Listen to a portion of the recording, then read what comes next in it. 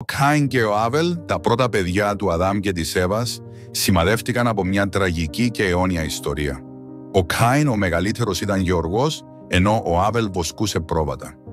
Όταν και οι δύο αποφάσισαν να προσφέρουν θυσίες στον Θεό, ο Άβελ έφερε τα καλύτερα από τα πρόβατά του, ενώ ο Κάιν πρόσφερε τους καρπούς της γης. Ο Θεός δέχτηκε την προσφορά του Άβελ, αλλά απέρριψε την προσφορά του Κάιν. Νιώθοντας απόρριψη και κυριευμένος από τη ζήλια, ο Κάιν κατακλείστηκε από θυμό και αγνοώντας τις προειδοποιήσεις του Θεού για να ελέγξει τα συναισθήματά του, διέπραξε το αδιανόητο. Πήρε τον Άβελ στο χωράφι και τον σκότωσε. Αυτός ήταν ο πρώτος φόνος στην ανθρώπινη ιστορία και ο Κάιν έγινε ο πρώτος δολοφόνος. Όταν ο Θεός αντιμετώπισε τον Κάιν ρωτώντας τον πού ήταν ο Άβελ, εκείνος απάντησε «Δεν ξέρω, είμαι ο φύλακας του αδελφού μου». Ο Θεός, γνωρίζοντας τι είχε συμβεί, δήλωσε ότι το αίμα του Άβελ φώναξε από το έδαφος και επέβαλε σκληρή ποινή στον Κάιν. Θα ήταν ένας περιπλανόμενος, καταδικασμένος να περιπλανηθεί στον κόσμο χωρίς ανάπαυση. Αλλά σε μια χειρονομία ελέους, ο Θεός έβαλε ένα σημάδι στον Κάιν, διασφαλίζοντας ότι κανείς δεν θα τον σκοτώσει.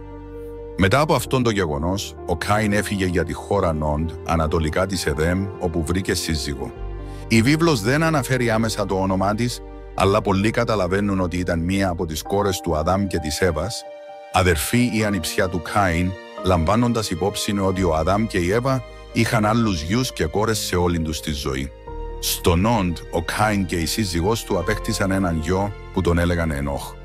Αναζητώντας μία θέση στον κόσμο παρά την κατάρα, ο Κάιν έχτισε μία πόλη και την ονόμασε προς τιμήν του γιού του ως τρόπο δημιουργίας μιας κληρονομιάς, έστω και αν σημαδεύτηκε από τη βία του παρελθόντος του.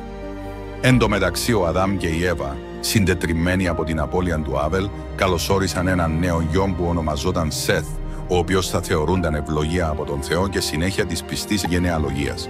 7 με τη σειρά τους είχαν απογόνους που θα διατηρούσαν την πνευματική τους δέσμευση, σχηματίζοντας μια νέα σειρά οπαδών που αναζητούσαν την παρουσία του Θεού.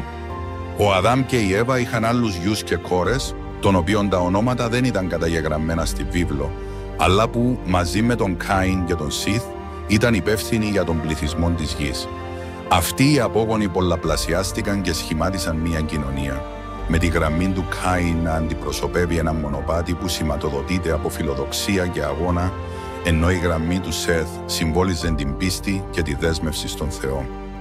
Η ιστορία του Κάιν και του Άβελ αντυχεί ως προειδοποίηση για τους κινδύνους του φθόνου και του θυμού, υπενθυμίζοντας στην ανθρωπότητα την αξία της ειρήνης και της συγχώρεσης.